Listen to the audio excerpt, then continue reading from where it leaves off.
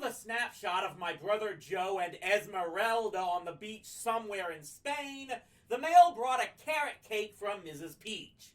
It was a block of granite. God's grandmother brought it up to us, don't ask me how. I'd have invited her in for a piece, but it would have shattered her dentures. Now I know why Peach Fuzz loves Stonehenge so much, was Don's comment. His mom baked it. Don was irritable because Kiki's parents continued to insist there was no one by that name at that number. Around us, though, he played it cool. They can't keep her locked up forever, he said confidently. Sooner or later, she'll answer the phone. Patience is the key.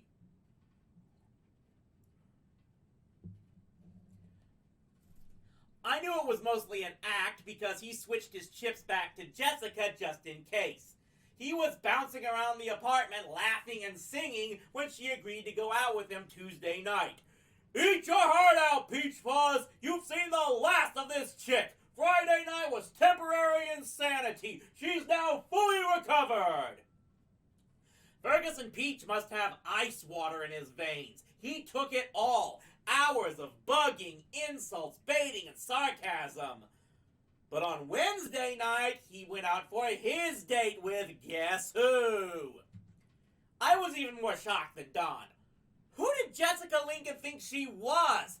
Did she honestly believe there was nothing wrong with dating both my roommates at the same time? Eaten up with jealousy, I despised her. If there were a dozen people living in the apartment instead of 3, she'd probably be going out with 11 of them, leaving me high and dry.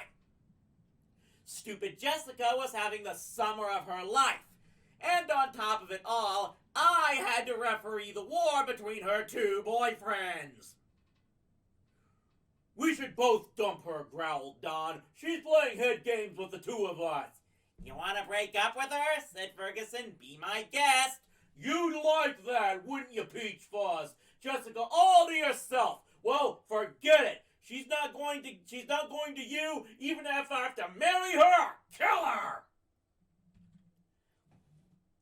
All of this was disturbing the fight against executive burnout. Root Beer had taken up knitting and had begun to work on a pair of size 23 socks. If our large roommate got good and fed up with the bickering and decided to hand out a little bad luck, who ended up with Jessica would no longer be an issue. Don's next tactic was to soften Jessica up with a few gifts, mostly flowers and candy. Eventually, he would be so in that when she suggested she get rid of Ferguson, she would happily comply. This continued until one night Don caught Ferguson gift-wrapping a brass knuckles keychain. You call that a present? Howled Don, convulsed with laughter. You're even stupider than I thought. Sure, go ahead. Give her to me on a silver platter.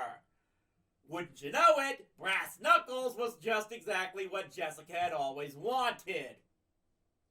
What good were flowers and candy and all the little luxuries if you couldn't protect yourself? Her words, not mine. Things were getting tense. Don almost went so far as to join Jessica's Taekwondo class, but he backed out when he found out that he had to wear the G. There's no way I'm running around in public in a pair of pajamas just for a girl, he announced firmly, and that's the name of that tune.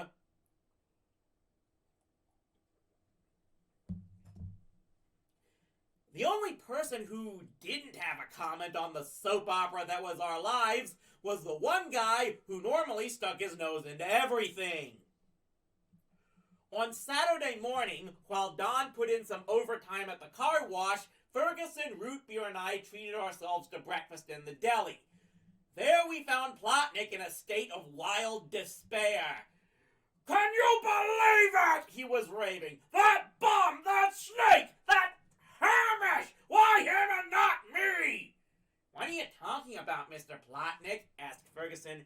You mean you haven't heard? You don't know? Sit down. No, you don't want breakfast. You'll throw up your guts when you hear this. I sighed. Okay, what happened to Hamish?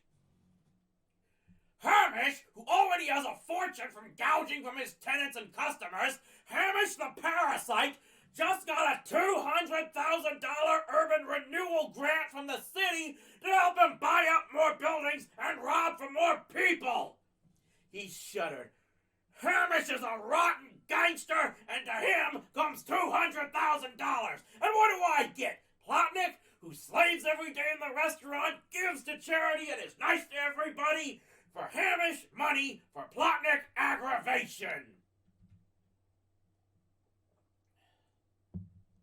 What's to stop you from applying for one of those grants, I asked. I have no interest in stealing from people, Plotnik said righteously.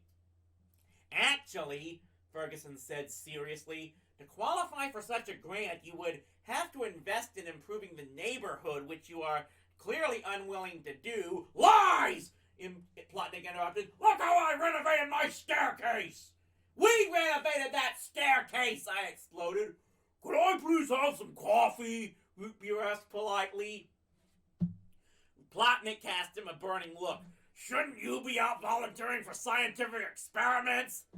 No offense, Mr. Plotnik, but please lay off, I said. Lose yourself in your work. You sell enough coffee, you'll have as much money as Hamish. Plotnik waddled off in the direction of the counter. Listen to him, the president of the stock exchange. A layabout too lazy to get an honest job. He's got something to say. Hey, I howled, I'm looking for a job. Oh yeah? How many interviews did you go on this week, Mr. Cardone? 5? 10? None, maybe? Listen, I seethed. I've been cooking and cleaning and shopping, and that's important stuff. A house doesn't run itself, you know. What was I saying? This was my mother's speech, right down to the tone of voice. I stopped before I got to the part about how unappreciated I was. As Plotnik brought the coffee, Don burst in wild-eyed. He stomped up to our booth and sat down so loudly, I'm positive he must have fractured his rear end. None of us said anything, so he stood up again and bellowed, Well, if you must know, I lost my job.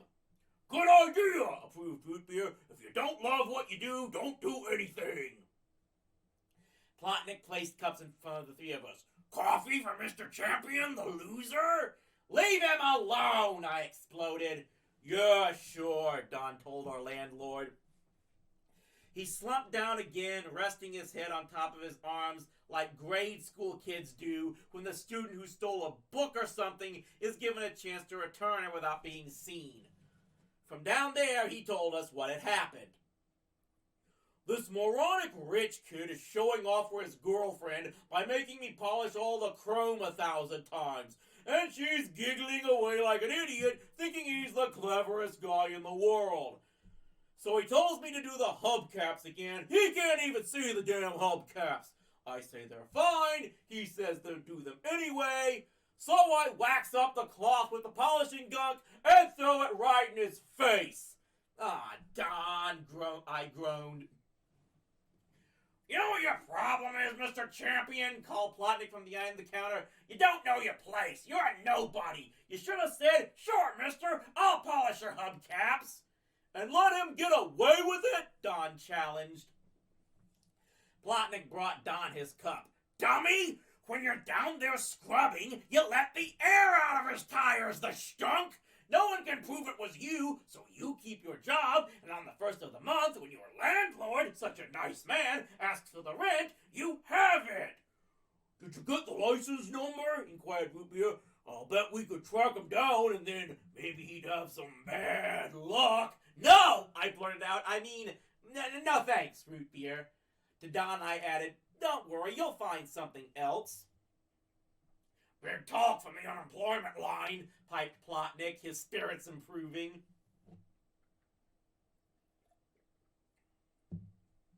Rootbeer was going on about the joys of not having a job. When cash gets tight, you can always pick up a few bucks here and there. Rootbeer, I said, not everybody has the stomach that can withstand a 2x4. Okay, said the giant thoughtfully. Could you handle maybe a brick dropped on your head? He snapped his fingers. I once made $500 just for eating 26 pounds of bananas. Did you get sick? Oh yeah, said Rupia, but when I came out of the bathroom 3 days later, the money was still there. The part that bums me out, Don said, is where am I gonna get some cash to take out Jessica? I can spot you a few bucks. Don snorted. That's not funny. But the peach was sincere. No, really. Don's eyes narrowed. What's your game, Peach Fuzz? You're trying to come off as the big father figure? Oh, here's a quarter, sonny. Go find yourself an ice cream cone. Then before I know it, you're using it against me with Jessica. It's all tactics. Well, forget it. There are plenty of inexpensive places a guy could take a girl.